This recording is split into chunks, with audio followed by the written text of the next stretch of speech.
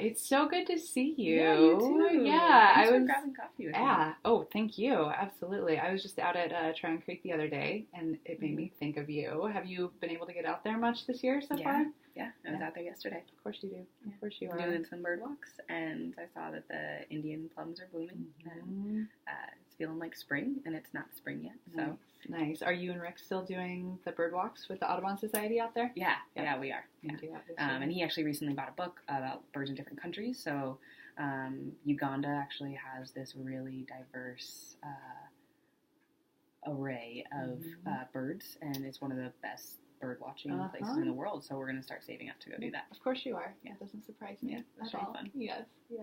Awesome. Well, I first of all, just wanted to thank you so much for your support for Root Down in all of the ways that you've given it. I mean, your financial support at the very beginning, really made it possible for us to hit the ground running, not to mention all of your direct support of me when I was in grad school, which was really where the idea for it was kind of emerged from. So just, thank you. Yeah, thank you for all of your hard work. I am so glad to be a part of the organization and to watch it grow and change and transform. And been there since the very beginning. You've done so much amazing work and come so far. Yeah, thank you. Did I tell you about Julia? Did I ever tell you about her? Oh my God, this young woman, so amazing. She was in our second cohort, and after we did our session on bird language, she just became absolutely obsessed with birds. She, I know, she has been sending me texts, pictures and audios of when she encounters new birds that she hasn't learned before, and she's just absolutely in it. Oh, that's amazing. So I've recruited us some more bird nerds.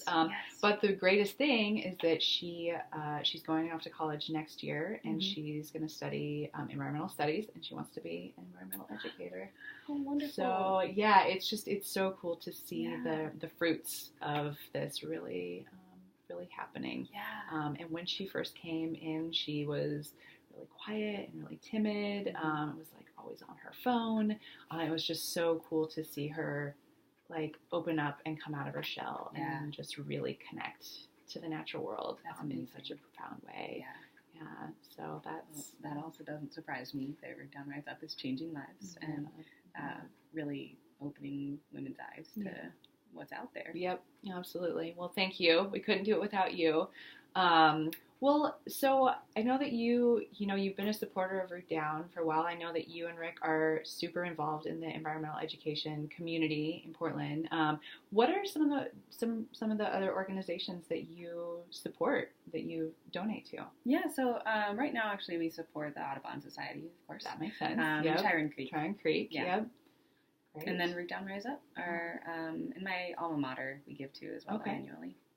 That's great. Have you and Rick considered leaving a bequest to any of the organizations that you support in your will? Yeah, actually, we have a bequest in our will for the Audubon Society and Tryon Creek. And for Tryon Creek, yeah. Well, those are definitely the organizations that I know, poured your heart into over the years. So it makes sense that they would be a part of it. Would you consider leaving Root Down as one of the organizations that you support in that way? I haven't thought about it, but I would be open to discussing that. I would think about it. Okay. Well, you have already left such a legacy in the environmental education community in Portland, in the work that you've done at PSU and at Tryon Creek, and it makes sense that you would want to continue that legacy long into the future. I think one of the things that really makes Root Down unique in the environmental education realm is that we're doing that direct environmental ed, but we're also, really focusing on empowering girls and giving them the confidence and the tools to take action on their love for the natural world, which I don't know about you, but when I was younger, especially in my teens and 20s, I really loved nature and wanted to do something, but my self-esteem and my confidence level, I wasn't really able to get past those for a while to really take action. So we, we're doing that direct environmental ed, but then there's also this ripple effect that's kind of happening out of that as well. Yeah, absolutely. You have a good point that I That's something actually Rick and I have talked about a little bit, is really supporting youth. And I think right now more than ever, like, girls really do need the support. And I know I didn't have that support when I was a young girl to be out in nature. And even my parents were supportive of it, but not in the ways that really empowered me and to go into this field. And so I think that's really meaningful. And that's been something Rick and I have talked about, shifting some of our philanthropic priorities to make sure that it's not just environmental, but that there's access to environmental education. Absolutely. I mean, and it's all connected, right? The like inner work that's so necessary, and then really making change on that outer level as well, whether that's like activism or environmental education or all of these different realms that can look like. Well, I am honored that you would even consider it. Absolutely. And, we're a smaller organization, and so every little bit counts. And I know that your kids obviously are a huge priority, as well as some of these other nonprofits you've been involved in various capacities. But there's always the option to kind of include Root Down as another benefactor of that. So what I have here is just some information.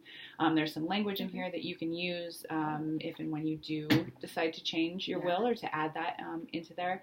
Wow. And so there's a couple of different ways that can look like. And feel free to kind of take a look at this if you have any questions. I'm happy to answer them. We can go from there. Thank you. So, absolutely. I really appreciate this. This would have been great the first time that we put a bequest in our will. Right. I really appreciate the language, and I think this is something Rick and I are really serious about. It's just a matter of time. So okay. Well, I would love to maybe follow up with you in a couple of months. What would be a good time frame, do you think?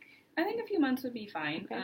Probably not within the next month. Okay. We've got a lot going on, but and we're still trying to save up for travel, so I think we've got to reassess some current savings and spending. Okay. But in a few months, will probably be a good time to check in.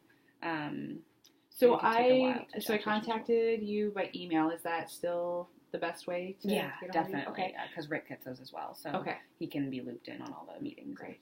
Okay. Well, so let's say, it's February now. How about I check in with you like around May 1st or so by email? Yeah, and we May can 1st follow up. Yeah. Okay. Cool. Great. Well, I am planning to make it a priority to get out to your bird walks this spring. I always love being out there with the two of you. You're so knowledgeable. It's great to have like so many other eyes and ears out there when you're birding. So I will probably see you before then, but we'll be focusing on birds then. Yeah. But this will be a separate conversation. But great. Well, thank you so much. I really appreciate that. Absolutely. And thanks for taking the time to meet today. I really appreciate it. I know you're busy. Of course. Yeah. Not too busy for Root Down ourselves. Thank you. All right. And cut. 9 minutes.